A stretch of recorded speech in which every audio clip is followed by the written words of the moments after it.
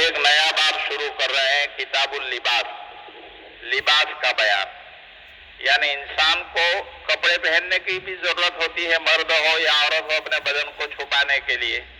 تو لباس کس طرح کا پہننا مستحب ہے، سنت ہے، نبی کریم صلی اللہ علیہ وسلم کی عادت شریفہ کیا تھی، وہ بیان کر رہے ہیں۔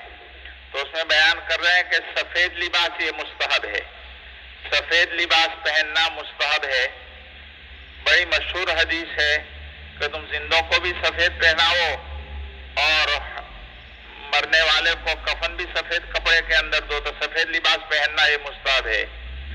اس کے مقابلے میں لال، ہرا، پیلا اور کالا یہ بھی جائز ہے، جائز تو ہے لیکن مستحب اور اچھا یہ ہے کہ سفید لباس پہنے۔ روئی، کتان، بال اور اون کا لباس یہ جائز ہے، اون کا لباس ہو، روئی کا لباس ہو، یہ پہننا جائز ہے۔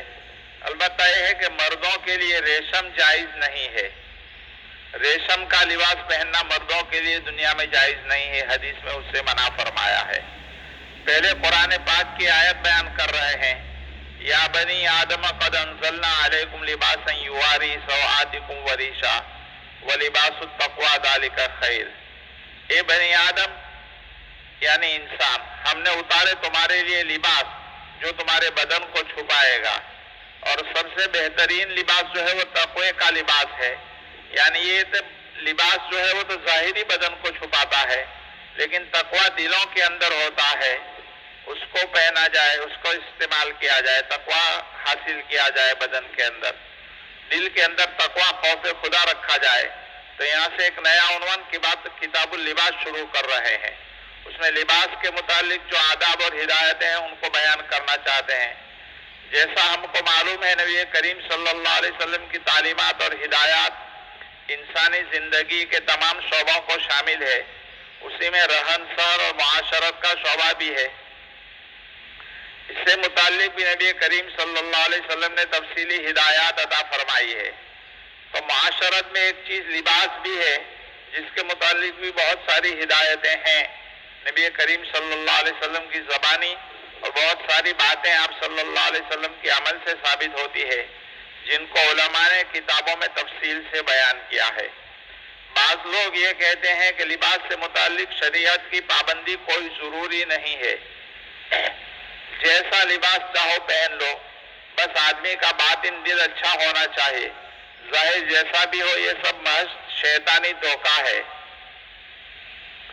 آدمی کے ظاہر کا بھی اس کے باطن پر اثر پڑتا ہے، ظاہر اس کا بھی باطن پر اثر پڑتا ہے، اور شریعت نے صرف باطن کا نہیں بلکہ ظاہر سے متعلق بھی ہدایتیں اور تعلیمات دی ہیں۔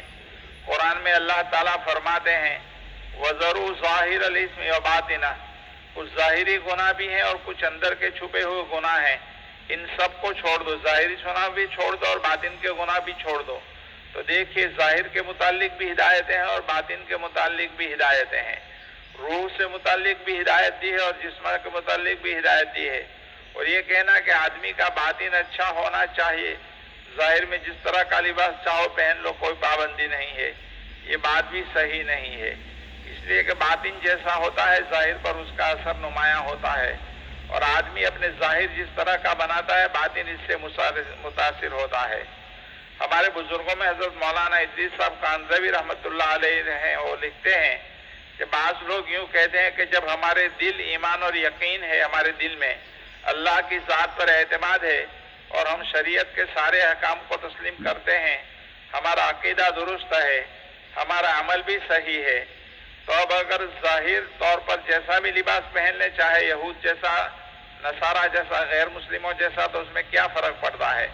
تو حضرت مولانا ادریس صاحب رحمۃ اللہ علیہ الزامی جواب کے طور پر فرماتے ہیں کہ آپ مرد ہیں، آپ کے اندر مردانگی اور قوت اور شجاعت ہے اور ہمت اور ہیبت ہے، تو پھر آپ عورتوں کے جیسا لباس بھی پہن لیجئے، اپنے بیوی کی شلوار پہن لیجئے، اس کا کرتا پہن لیجئے، دوپٹہ سر پر اوڑھ لیجئے، ہاتھوں میں چوڑیاں پہن لیجئے، کانوں میں بالیاں پہن لیجئے، گلے کے اندر ہار پہن لیجئے، برقع بھی چڑھا لیجئے، اس طرح جا کر اپنے آفس میں ٹیبل پر بیٹھیے، کم از کم ایک دن کے لیے ایسا کر لیجئے۔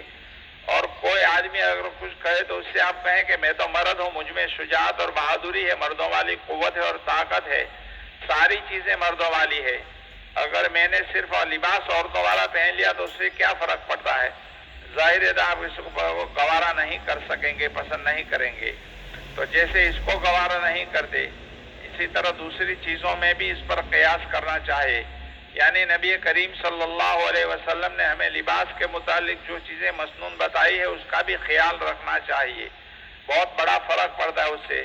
ظاہر میں جیسا لباس پہنیں گے باطن پر اس کا اثر ہوگا.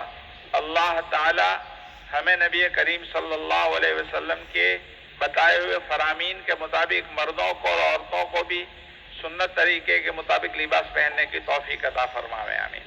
درود شریف.